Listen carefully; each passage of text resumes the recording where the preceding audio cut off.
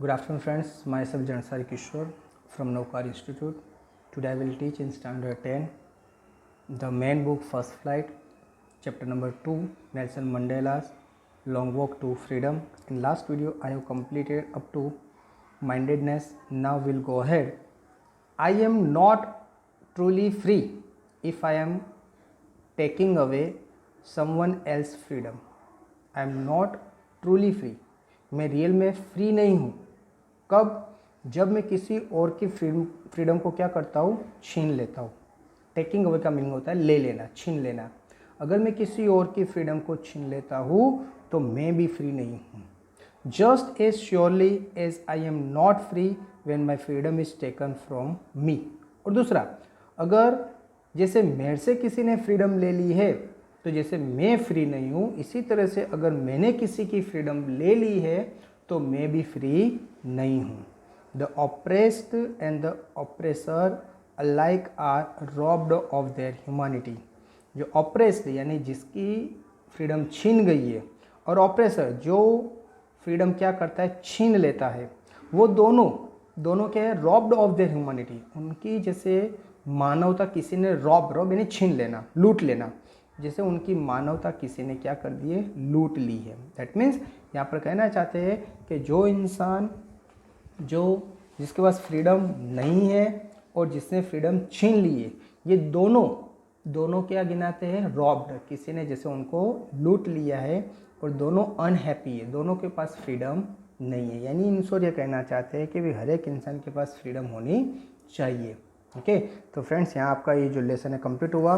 अभी मैं इसके साथ ही ये जो लेसन है उसके क्वेश्चन आंसर है वो मैं स्टार्ट करा देता हूँ.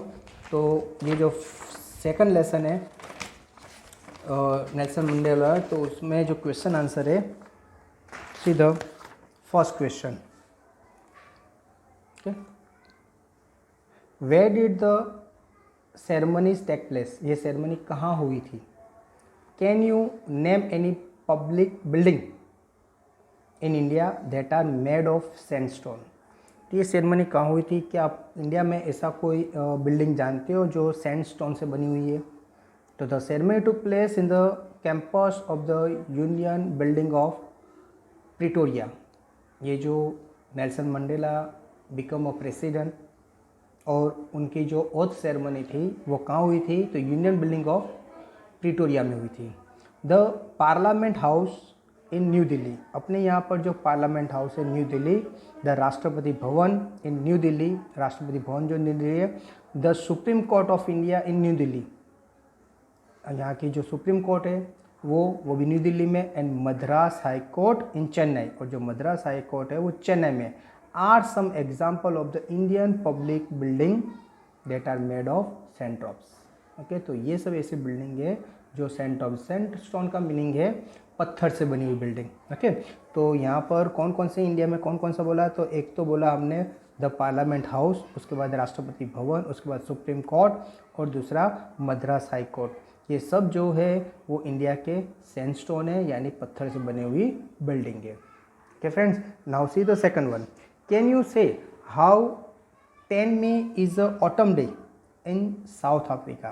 Okay, but in India 10 May I told you that is a summer month. Okay, तो समर मंथ में हमारा क्या होता है, स्प्रिंग हो सकता है, लेकिन autumn that is comes to in winter month. Okay, तो यहाँ पर जो साउथ अफ्रीका में उस जो 10 May को उन्होंने ऑटम डे क्यों कहा है. ओके, तो 10 May is an autumn day in south Africa because on this day there was the largest gathering of the international leaders on South Africa soil for the installation of South Africa's first democratic non-racial government. तो यहाँ पर ये जो gathering हुई थी जिसमें international leaders वहाँ पर आए थे, उसका मेन रीज़न ये था कि ये जो साउथ अफ्रीका था वो first democratic non rational government वहाँ बनी थी. और दूसरा यहाँ जो मेन जो रीज़न है उसका कि 10 May को क्यों बोला गया है, क्योंकि अपना जो इंडिया है that is comes to in north hemisphere, और ये जो साउथ अफ्रीका है वो साउथर्न हेमिस्फीयर में है. अभी साउथर्न हेमिस्फीयर और नॉर्थर्न हेमिस्फीयर में जो सीज़न होती है वो सब रिवर्स होती है, उल्टी होती है। दैट मीन्स यहाँ पर जैसे अगर समर है तो वहाँ पर क्या चलती होगी, विंटर। इसीलिए यहाँ पर जब समर हो मई मंथ तो वहाँ पर क्या होगा, विंटर है। इसकी वजह से ये 10 मई को क्या बोला है, ऑटम डे कहा है। ओके फ्रेंड्स, चलो next question. At the beginning of his speech Mandela mention N extraordinary human disaster, what does he mean by this. तो उन्होंने जब ये स्पीच शुरू की तो मंडेला ने कहा कि भाई एन एक्स्ट्राऑर्डिनरी ह्यूमन डिजास्टर, बहुत सारे लोग क्या हो गए, मर गए। What does he mean this, उनका कहने का मीनिंग क्या था। What is a glorious human achievement he speaks of at the end. तो लास्ट में उन्होंने बोला what is a glorious human achievement, ये जो एंड में कहा उसका मीनिंग क्या था। तो by human disaster Mandela means से that coloured people have suffered a lot due to the discrimination in the hands of whites. तो उन्होंने ये कहने का मीनिंग है कि ये जो कलर्ड पीपल हैं, जो ब्लैक स्किन वाले पीपल है, उन्होंने बहुत सहन किया। कि किसने ये टॉर्चर किया, तो वाइट पीपल वाले, जो वाइट स्किन वाले थे उन्होंने ये जो ब्लैक स्किन वाले थे उन पर बहुत ज़्यादा टॉर्चर किया।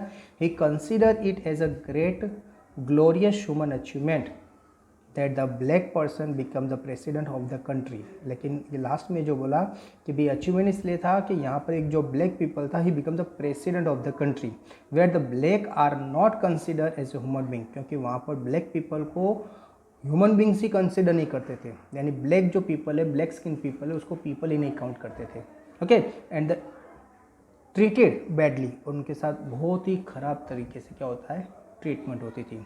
ओके फ्रेंड्स, तो यहाँ पर ये जो लेसन है कंप्लीट किया मैंने, 3-4 जो क्वेश्चन थे वो मैंने एक्सप्लेन किए। अभी आपको इसके साथ में जो पीडीएफ दूंगा क्वेश्चन आंसर की, वो आपको होमवर्क में करनी है।